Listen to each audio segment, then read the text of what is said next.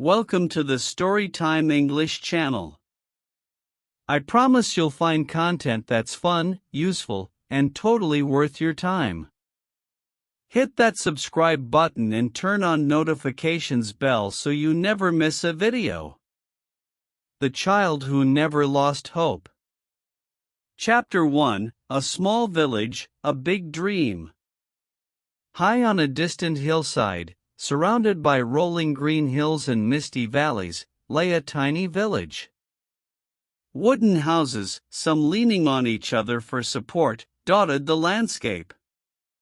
Their roofs were patched with straw and tin, and heavy rains often leaked through, soaking floors and belongings. Life was simple but difficult. Food was scarce at times, and families relied on small farms, occasional labor, and the kindness of neighbors to survive. Among the villagers lived a young boy named Ethan, 10 years old, yet with dreams far bigger than the mountains around him.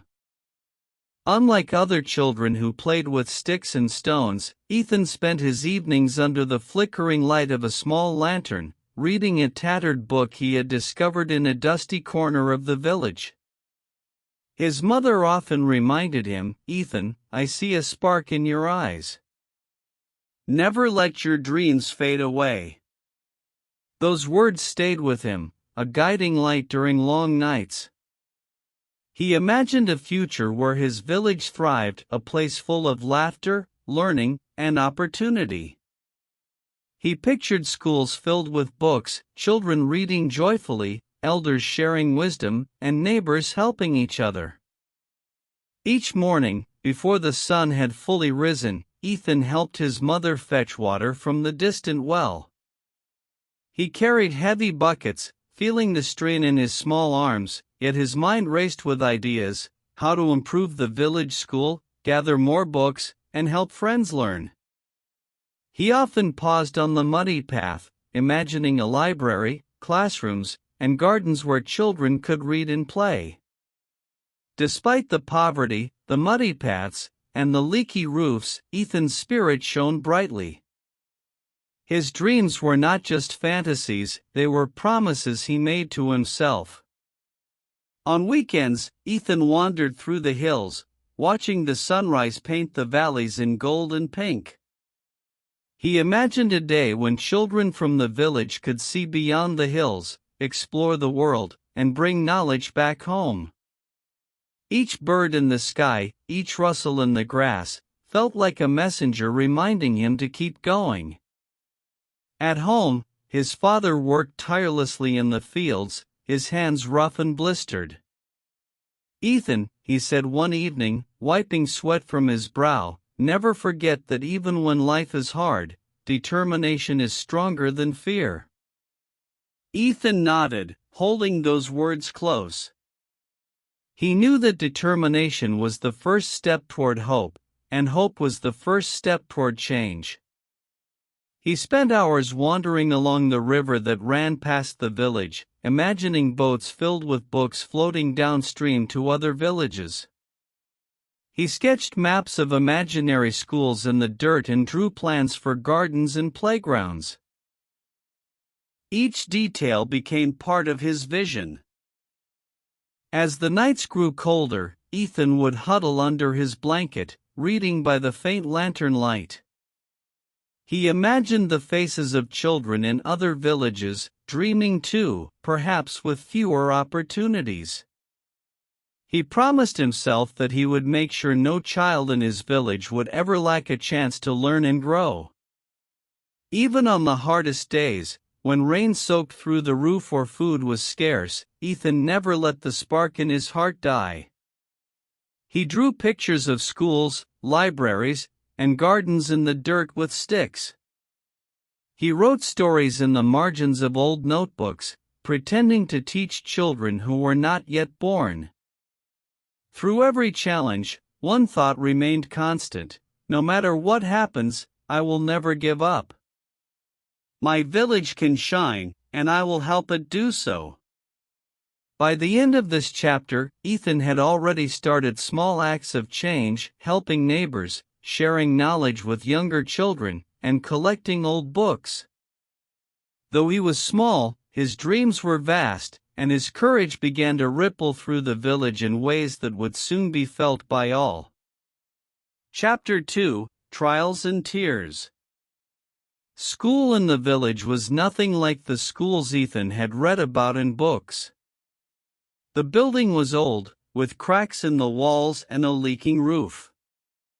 Desks were broken, books were scarce, and some days, the teacher didn't even arrive.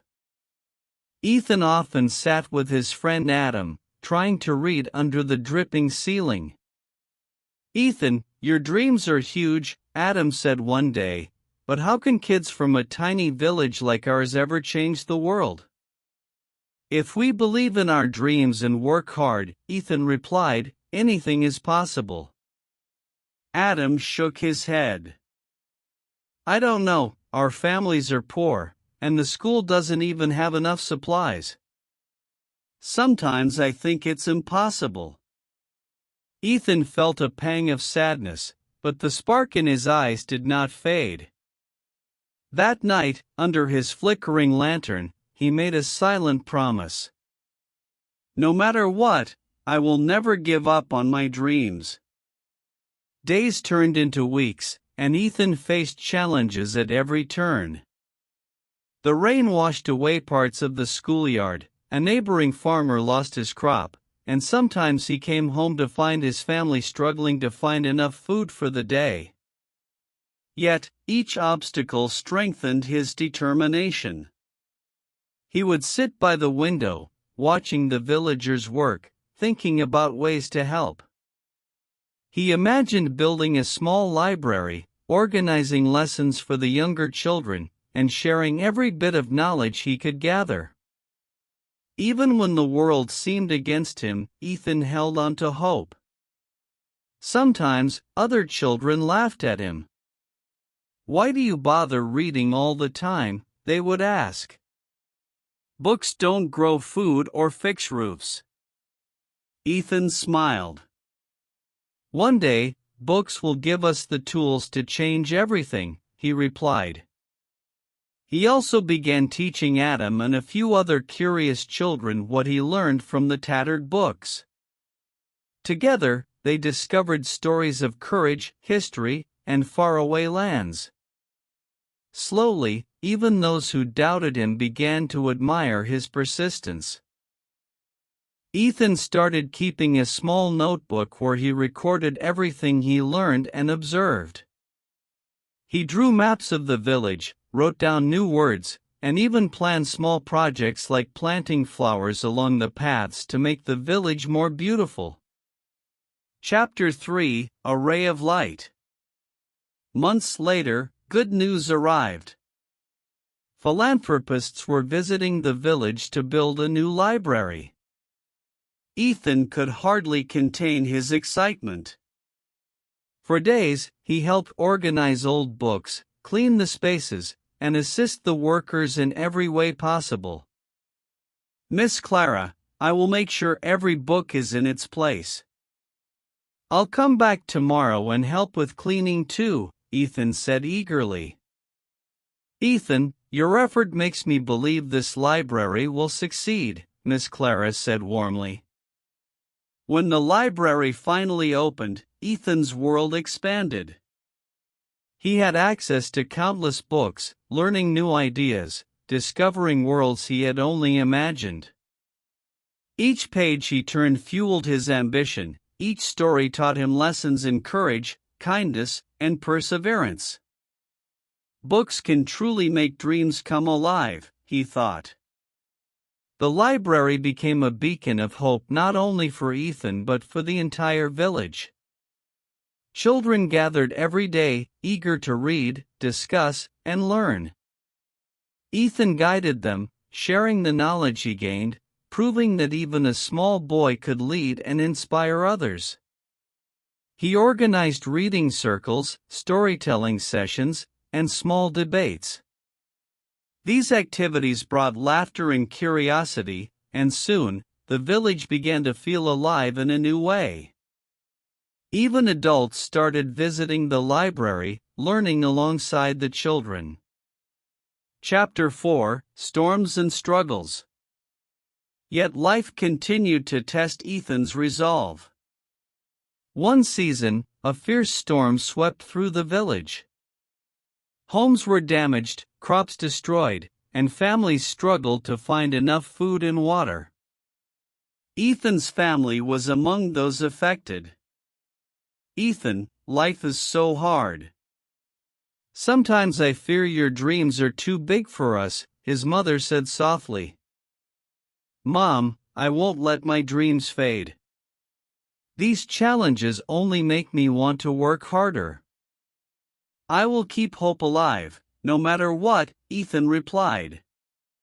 Even when the rains poured and the winds howled, Ethan never wavered. He spent long hours helping his neighbors, rebuilding homes, and sharing whatever little he had. His courage inspired others. Slowly, the village began to recover, not just physically, but in spirit. Ethan also learned important lessons about perseverance, leadership, and empathy. He understood that hope was not just a feeling, it was an action. Every small effort mattered, every kind word helped, and every child could make a difference. Chapter 5: The Power of Hope. Years passed, and Ethan's dedication bore fruit. The small library grew, programs for children were established, and villagers began to invest in education. Ethan became a leader, guiding younger children, helping them read, and encouraging them to pursue their dreams. The villagers often said, "Ethan is the child who never gave up." His perseverance has changed everything. His mother, tears in her eyes, said, "You never let go of your dreams. Not only have you succeeded, but you've brought hope to the whole village." Ethan's story spread beyond the village, inspiring children far and wide.